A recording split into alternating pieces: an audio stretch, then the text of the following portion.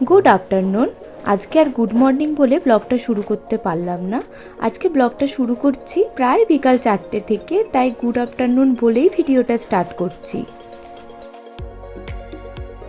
আজকে সকাল থেকে ভিডিওটা স্টার্ট করব করে করা হয়নি, তার কারণ সকালবেলা আমার হাজব্যান্ডের সাথে একটু ডাক্তারখানা গিয়েছিলাম। ওর ঘাড়ে কয়েকদিন ধরে একটু যন্ত্রণা হচ্ছে, আসলে একভাবে কম্পিউটারে বসে কাজ করে, তার ফলেই যন্ত্রণাটা দেখা দিয়েছে। তো আমি না গেলে দেখছি ও ডাক্তারখানা যাবার সেরকম কোনো গা করছে না, তাই বাধ্য হয়েই ওকে নিয়ে আজকে ডাক্তারখানা গিয়েছিলাম। আর আস্তে আস্তে এত লেট হয়ে গিয়েছিল যে এসে আর ভিডিওটা স্টার্ট করা হয়নি, তাই ভাবলাম আজকে বিকাল থেকেই ভিডিওটা স্টার্ট করি। আর আজকে বিকাল থেকে ভিডিওটা স্টার্ট করার আরও একটা কারণ আছে। আজকে একটু সন্ধ্যের দিক করে বেটুকে খাইয়ে দাইয়ে রেখে একটু মেলায় যাব ঠিক করেছি। এখন না আমাদের এখানে একসাথে 3টে বড় বড় মেলা হচ্ছে। একটা একদম আমার বাড়ির পাশেই হচ্ছে, আর একটা ভট্টনগরের মেলা, আর একটা রামরাজাতলার মেলা। তবে একদিনে তো 3টেই দেখতে যাওয়া সম্ভব নয়, আর বাড়ির কাছেরটা তো যে কোনো দিন যেতে পারবো, তো সেজন্য আজকে আর যাচ্ছি না। তবে আজকে ভট্টনগরের মেলাটা ভাবছি বিকালবেলা গিয়ে একটু দেখে আসবো। আর আমার না এরকম মেলায় যেতে ভীষণ ভালো লাগে। আমার মতো তোমরাও কি কেউ কেউ আছো যে মেলায় যেতে ভীষণ পছন্দ করো? আমাকে আসলে মেলায় যেতে বললে আমি সব কিছু বাধা অতিক্রম করেও মেলায় চলে যেতে পারি। আমার মেলায় ঘুরতে যেতে এত ভালো লাগে, যে কোনো ভালো জায়গায় ঘোরার থেকেও মেলায় যেতে আমার কিন্তু বেশি ভালো লাগে। এখন তো আর আমি একা নয়, যেহেতু আমি একজন মা, সেহেতু আগে সন্তানের চিন্তা করতে হবে। তো ওর যাতে কোনো অসুবিধা না হয় সেরকমভাবে সব কিছু গুছিয়ে টুছিয়ে রেখে তারপরেই কিন্তু যাব।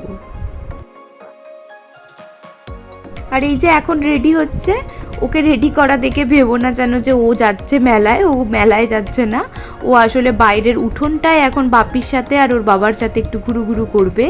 এটা এখন ওর রোজকার নিয়ম হয়েছে। এই নিয়ম মেনে ওকে রোজ বিকালবেলা বাইরের উঠোনে সামনে রাস্তাটা একটু ঘোরাতে হয়, আর এটা ওর কাছে ঘুরু টাইম বলতে পারো। তো সেই টাইমে যাবার আগে ও কিন্তু সোনা মেয়ে হয়ে রেডি হয়ে নেয়।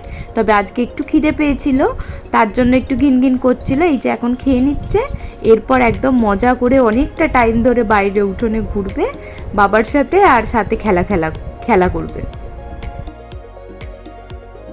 মেলায় যেতে এখনও দেরি আছে। আসলে বেটু বাইরে ঘুরু করার পর ওর সমস্ত জামা কাপড় চেঞ্জ করাবো, ওকে আবারও খাওয়াবো, রেডি করব, সাথে নিজেরাও একটু সময় নিয়েই বেরোবো, কেননা ও ওই টাইমটায় না ঘুমিয়ে যায়, তো ওই টাইমটাই প্রেফার করব যাবার জন্য। তবে তার আগে বিকালবেলা তো টুকটাক খিদে সকলেরই পায়, আর ওর বাবাও বলছিল যে বিকালে একটু কিছু খেতে ইচ্ছা করছে। তো একটু মটর আর আলু রেখে দিয়েছিলাম, গতদিন ঘুগনি হয়েছিল, সিদ্ধ করেছিলাম যখন, তো সেটা দিয়েই এখন একটু চানা টাইপের বানাচ্ছি। আর ভিডিওটা যখন সাউন্ড দিতে শুরু করি তখন বেটু ঘুমাচ্ছিল। তবে এখন যে সাউন্ডগুলো পাচ্ছ তার কারণ হচ্ছে তিনি কিন্তু জেগে গেছেন, আর আমি ভিডিওতে সাউন্ড দিচ্ছি দেখে সেও কথা বলার সমানে চেষ্টা করে চলেছে। আসলে ও ভাবছে ওর সাথেই কথা বলছি, তাই ও করে আমার সাথে কিন্তু সমানে কথা বলে যাচ্ছে, আর সেই সাউন্ডটাই হয়তো তোমরাও শুনতে পাচ্ছ। একটু হালকা করে চানা টাইপের বানানো হয়ে গেছে। আর এই যে বাটিগুলো, এগুলো কিনেছিলাম গতবারের একটা মেলা থেকে, তখন আমি প্রেগনেন্সির মধ্যে ছিলাম, তোমাদের সাথে শেয়ারও করেছিলাম। তো এই বাটিগুলো না তারপর থেকে আর ইউজ হয়নি, তাই ভাবলাম আজকে এই বাটিগুলোতে সুন্দর করে সকলকে পরিবেশন করি বিকালের টিফিনটা। বেটু বাইরে ঘুরু করতে ঘুমিয়ে গেছিল, আর আমরাও ওর সাথে বাইরেটায় বসেছিলাম, আর সেই সময়ই আলু কাবলিটা খেয়ে নিয়েছি। এখন একটা কিছু বানালেই তার সাথে এত বাসন জড়ো হয়, তো এগুলো আর ফেলে রাখছি না, একেবারে ধুয়ে নিচ্ছি যাতে আর জমে না থাকে। অনেকগুলো দিন হয়ে গেল সেইভাবে কোথাও যাওয়া হয় না। ওই যে একদিন ডাক্তারখানা গিয়ে হঠাৎ করে মেট্রো চাপতে গেলাম, আর তারপরে ভেবেছিলাম মেলাগুলোও হয়তো দেখা হবে না। তবে আমার হাজব্যান্ড বলল চলো, গাড়িতে আস্তে আস্তে নিয়ে যাব, কোনো সমস্যা হবে না। আর তুমি তো এখন মোটামুটি সুস্থই, ঘরের এত কাজকর্ম করতে পারছো, যেতেও পারবে, আর বাইরে গেলে মনটাও একটু ভালো হবে, চলো ঘুরে আসি দুজনেই। আর যদি হাজব্যান্ড সাথে যায় তখন দেখবে যে কোনো জায়গায় একটু যেতে ইচ্ছাও হয়, তার জন্যই যাওয়া আর কি। আর মেলাতে যেহেতু অনেক দিন পরে যাচ্ছি, তাই অনেক কিছু কিনবো এরকম একটা ভাবনা চিন্তা নিয়ে যাচ্ছি। জানি না কতটা কি কিনতে পারবো বা শেয়ার করতে পারবো, তোমরা সাথে থেকো, অবশ্যই দেখাবো তোমাদেরকে কি কি কিনলাম বা কিভাবে ঘুরলাম। সকালের দিকে একজন হাউসওয়াইফের যেরকম অনেক কাজ থাকে, সেরকম বিকালের দিকেও কিন্তু টানা অনেক কাজ থাকে।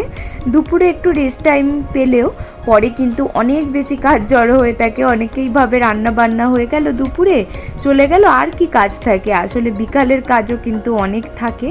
তবে এই কাজগুলো যে করতেই হবে এরকম কোনো ব্যাপার নেই, না করলেও চলে। তবে তাতে কি হয়, অনেক বেশি অগোছালো হয়ে যায় সংসারটা, আর পরে রান্নাঘরে এসে দাঁড়িয়ে কাজ করতে আর ইচ্ছা হয় না। সব কিছু জায়গার জিনিসটা জায়গায় গোছানো থাকলে না, পরে রান্নাঘরে আসতেও ভালো লাগে, রান্না করতেও ভালো লাগে। আর তার সাথে রান্নাঘর তো আমার ভীষণ প্রিয়, সাজিয়ে গুছিয়ে রাখতেও খুব ভালো লাগে। কয়েকটা বারে আলাদা আলাদা করে রসুন আনা হয়েছিল, সেগুলোই আলাদা আলাদা প্লাস্টিকে ছিল, আর ফ্রিজটা একদম ভর্তি ভর্তি লাগছিল। তো ভাবলাম এগুলোকে গুছিয়ে একটা কন্টেনারে করে রেখে দিই, এতে নষ্টও হবে না আর ফ্রিজটাও অনেক বেশি অ্যারেঞ্জ হয়ে থাকবে।